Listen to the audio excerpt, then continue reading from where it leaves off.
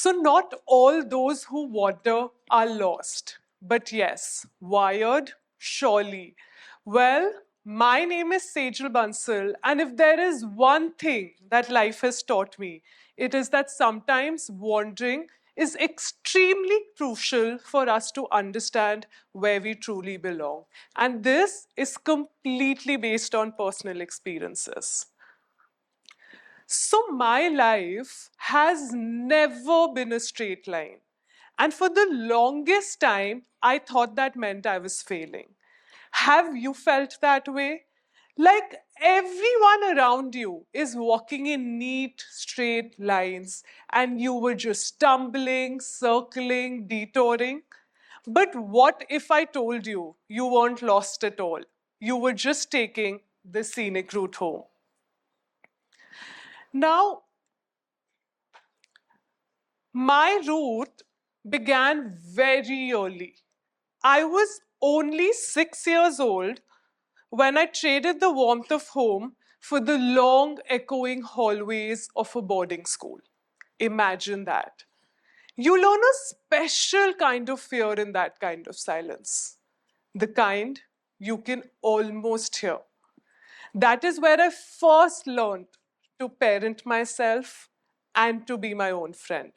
A skill I never knew I'd need again and again.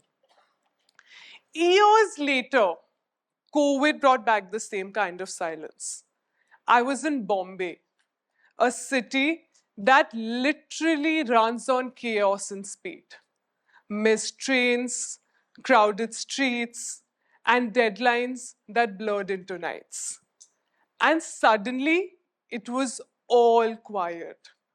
I still remember sitting at my desk, staring at the walls, feeling like the silence was pressing on me. But in that silence, one question did not leave me alone. What now? And to be very honest, I didn't know. And that terrified me. Because I am a kind of person who needs to have a 5 year plan and a backup plan and a backup plan for a backup plan. How many of you have a plan B here for things? Most of us, right? Well, I have plans till Z. So imagine how terrified I was. The answer, very strangely, was on the other side of the world. In the UK, I didn't just study, I unraveled and rebuilt. I dove headfirst into an MSc in psychology at the University of Nottingham. I mean, who doesn't want to know how the human brain works, right? Halfway into the semester, and I repeat, only halfway into the semester, I realized that understanding the human brain does not mean you can control it, especially when you want snacks at 2 a.m. before an exam. I spent my time exploring everything, to why we remember certain things and forget the others, to the weird and wonderful ways our personalities evolve. It was like someone had finally handed me an instruction manual to the very thing that I thought was lost, which in this case is nobody but me.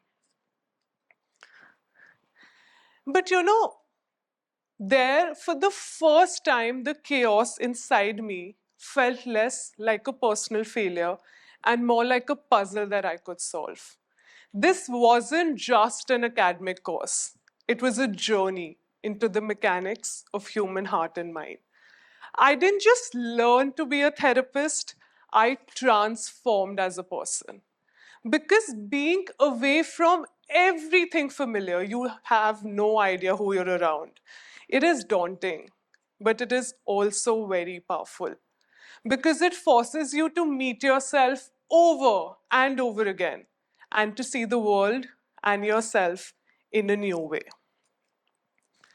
But the hard part was never going, it was coming back because I didn't feel at home anywhere, not in my work, not in my city, not even in myself. Loneliness became my shadow, and self doubt became the loudest voice that I heard. I asked myself in a whisper, but it felt like a scream, do I have anything else to give? And then, in no time, hypnotherapy found me. Now, this wasn't a sudden flash of light. It was more like a slow sunrise after a very long night. You know, the kind that gently creeps in until the whole room is flooded with light? How many of us have felt that? You know, when things finally start to make sense and all the pieces that we were holding finally fit in together? For the first time, my heart and my mind stopped fighting. And I felt what I hadn't felt in years. I felt at home. Because everything that I care about, helping people heal, understanding why we think and feel the way we do, and believing in our ability to change, all of it came together. And that is exactly how Apricity Haven was born. It is my company, my consultancy. And let me tell you a funny story. When I first came across this word Apricity, it sounded very fancy to me. It sounded like an expensive candle. And I was like, wow. But this word became my anchor. Because probably this is what I was looking for, and this is exactly what I wanted to give others. Not fixes, not perfection, just a place where anybody, absolutely anybody, could show up messy, tired, broken, and still be met with kindness. And you know, the truth is that I've seen the magic that is created when people find that warmth. I'll tell you about a client. She came to me carrying so much. Her heart was broken. She was crippled by self doubt. And she was all over the place. For her, life was not something to live, it was just to get through. But in our time together, she began to soften. She began to feel it. You know, that stubborn belief that she was carrying, that I'm not worthy of love and belonging, that finally started to loosen its grip. And I had the privilege to see her set new boundaries, speak the truth, and most importantly, choose herself. And now, just a few months ago, she sent me a picture of her dressed in a beautiful sari, a sari she hadn't worn in years. And for the record, most of us here haven't worn sari in years. So she's already winning. In another picture, she was in the kitchen having cooked for herself for the first time in what felt like forever. So I finally could see that, you know, she started to live. She finally found that warmth. And that is the best reminder I could have asked for. And the truth is that she was taking her scenic route home. And that is the magic I want to help create. Because healing is not about becoming someone new, it is about remembering who you've always been. So, the thing is that wired differently, according to me, means taking your scenic route home. So, the next time you hit a dead end, you make a mistake, just stop and ask yourself, what if this is my scenic route? What if this is not a mistake?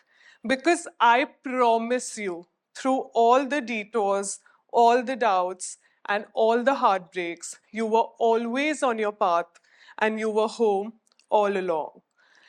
Now that I conclude my weird story, I would like to end with a quote that has stayed with me through all my detours and turns. So they're Rumi's lines, and they're so beautiful. He said, it's your road and yours alone. Others may walk it with you, but nobody is going to walk it for you. Thank you.